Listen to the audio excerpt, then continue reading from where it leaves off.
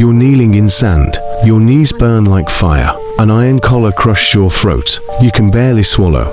A chain pulls tight, connecting you to 11 other women. You hear breathing, crying. One woman is praying in a language you don't understand. A shadow blocks the sun. Relief for half a second. Then hands grab your jaw. Your mouth is forced open. Fingers press against your teeth, your gums, the back of your throat. You gag. He doesn't stop. He pulls down your lip like you're a horse at auction. Because that's exactly what you are now. 12 days ago, you were the daughter of a village chief in the Sahel. 12 days ago, your mother called your name every morning. She's dead now. You watched it happen, and you kept walking because the men with swords made it clear. Stop moving. Join her. In Arabic, there is a word for what you've become. Jaria. It means slave girl. But that translation is too clean, too soft. What it really means is this: your body is merchandise. Your future belongs to whoever buys you. Your past no longer exists. Coins change hands. You've just been sold for the third time this month.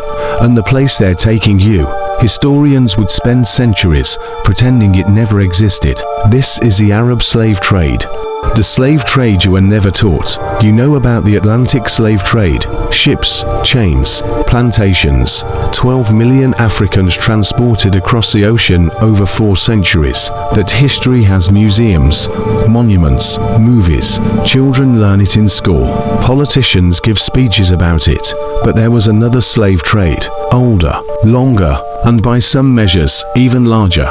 The Arab slave trade began in the 7th century, shortly after the rise of Islam and the Arab conquests across North Africa. It did not end until the 20th century. Saudi Arabia officially abolished slavery in 1962, Mauritania in 1981. These are not ancient dates. These are dates your grandparents remember.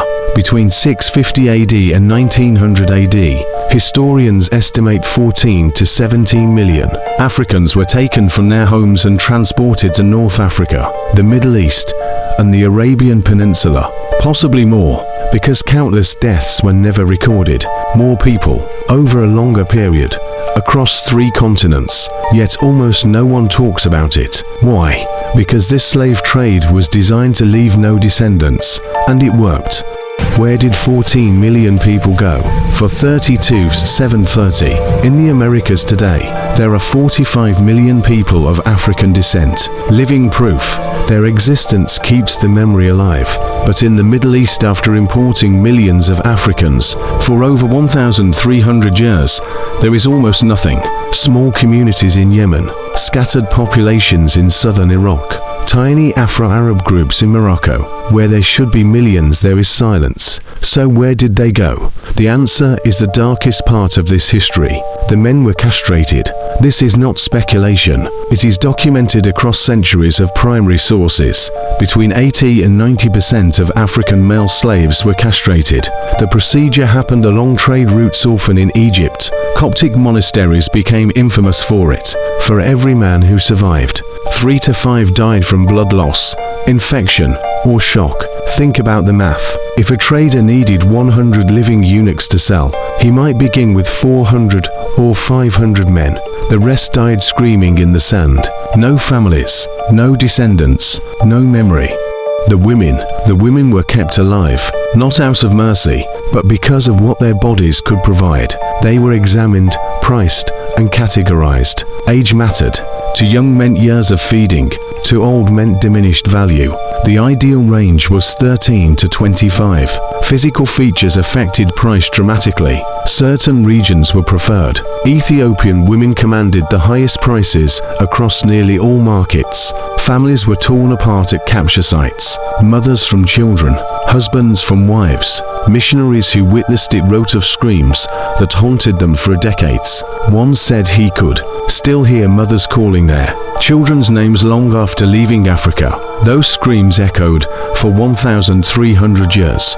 The Sahara. Then came the desert. Not miles, death measured the distance. Imagine walking from New York to Denver in chains, with almost no water, under a sun that kills. Daytime temperatures exceeded 120 degrees Fahrenheit. At night, it could drop near freezing.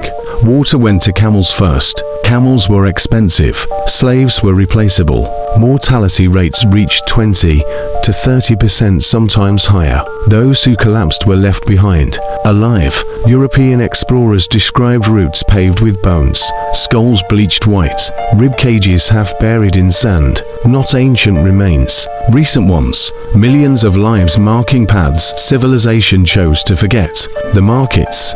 Cairo's slave market operated for over 1,000 years. Buyers came from everywhere. Ottoman nobles, Persian merchants, Arab elites. The examinations were invasive, cold, methodical. European observers struggled to describe what they saw. Women were inspected like livestock. Zanzibar became the largest slave market in the Indian Ocean. World 50,000 slaves a year at its peak. David Livingstone called it impossible to exaggerate the horror. The market officially closed in 1873. The trade continued underground for decades. Where there is demand, supply finds a way. Erasure. Some women entered harems. They were given new names, new languages, new religions. Their past was destroyed. A rare few rose to power. Most vanished into anonymity. Children born to them were legally free. They married into Arab society. With each generation, African identity faded until it disappeared. This was the final eraser, not just of lives, but of evidence those lives ever existed. The silence. There was no emancipation proclamation, no war fought to end this trade. It faded quietly under foreign pressure. In 2020, archaeologists in Libya uncovered a mass grave, hundreds of skeletons, Sub-Saharan Africans, slaves who never finished the crossing.